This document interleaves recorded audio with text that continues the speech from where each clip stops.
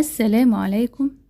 لو زهقتوا من الطرق التقليدية للفراخ وعايزين طريقة تكون مختلفة وطعمها مختلف، جربوا الطريقة دي للفراخ. فراخ بالبصل المكرمل. فراخ شاربة طعم البصل المكرمل بيدينا طعم مختلف ولذيذ، وكمان الصوص بتاع البصل.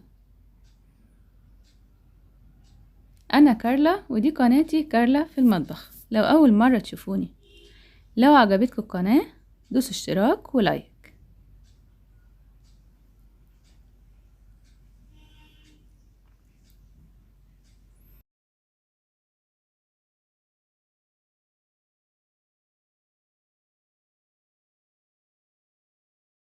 هحتاج فرخة بيضة متوسطة، افتحها بقى كده من العظمة بتاعة الظهر،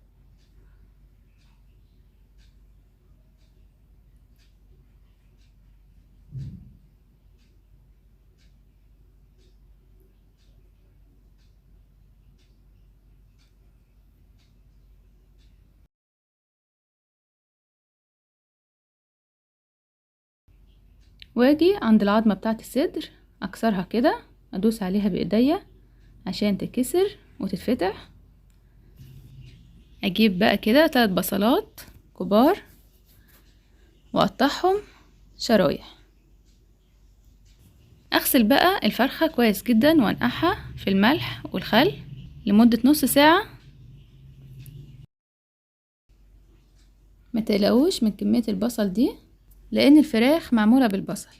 البصل لما تعرض للحرارة هيتكرمل ويدينا طعم مختلف خالص. معايا كمان نص راس توم مفرومة، حطها بقى كده على البصل،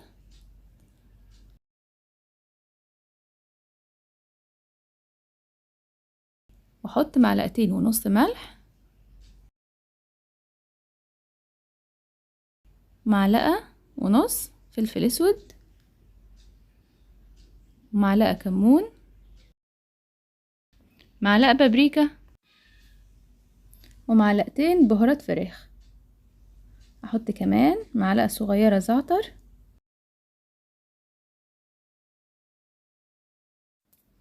احط كمان رشة قرفة،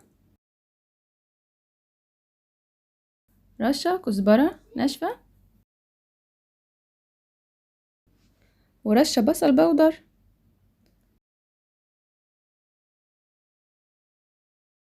ورشة توم بودر، و4 معالق خل. هنا الفرخة بقى بعد ما غسلتها كويس ونقعتها، اجيب بقى الفرخة كده اعمل فتحات فيها في الورك وفي الصدر. مش شرط خالص ان اقطع الفرخة بالطريقة دي، ممكن اقطعها 4 اجزاء او اي تقطيع تعوزوها. اجيب بقى الخلطة اللي احنا عملناها وادعكها بقى كويس جدا كده. ادعك البصل بالتوابل والبهارات اللي معايا،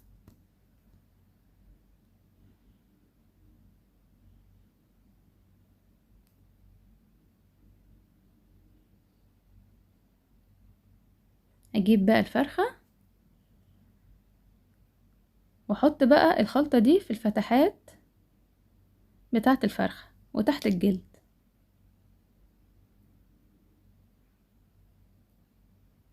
ادخل بقى البصل كده في كل الفتحات الموجودة في الفرخة. انا عايزة الفرخة تشرب طعم البصل وطعم الخلطة دي. ادعك بقى الفرخة كده بالخلطة كويس جدا،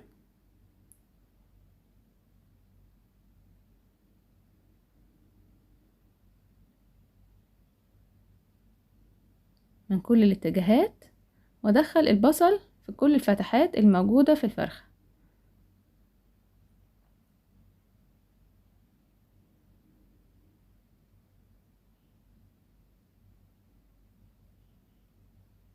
ما تقلقوش من كمية البصل دي، البصل بعد ما تعرض الحرارة هيدبل وحجمه هيقل وكميته هتصغر.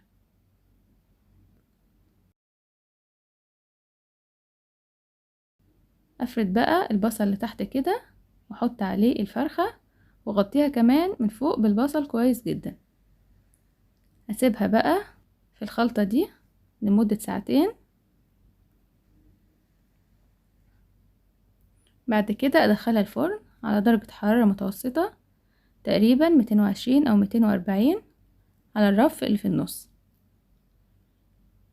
لحد ما تستوي. بعد كده افتح عليها الشواية لو كانت لسه محتاجة تحمر شوية من على الوش. هنا بقى الفرخة كده استوت معايا وبقت جاهزة، محتاجتش ابدا ان انا افتح عليها الشواية، هي احمرت كده زي ما انتوا شايفين. خدت معايا في الفرن ساعة. البصل دبل ازاي وكميته قلت. كمان الصوص بتاع البصل الكرمل وعمل لنا صوص بيبقى طعمه حلو جدا.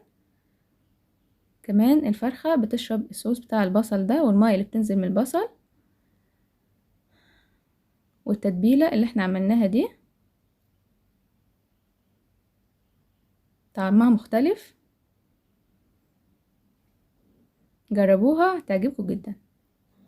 ممكن كمان نضيف شرايح بطاطس تحت الفرخة.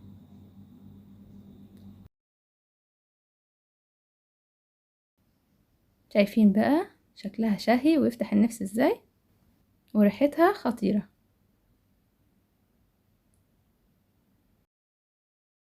شايفين بقى مستوية ازاي.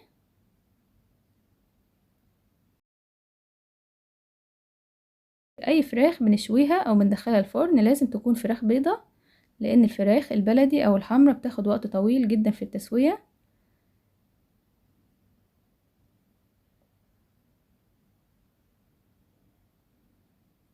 عملت معاها رز ابيض.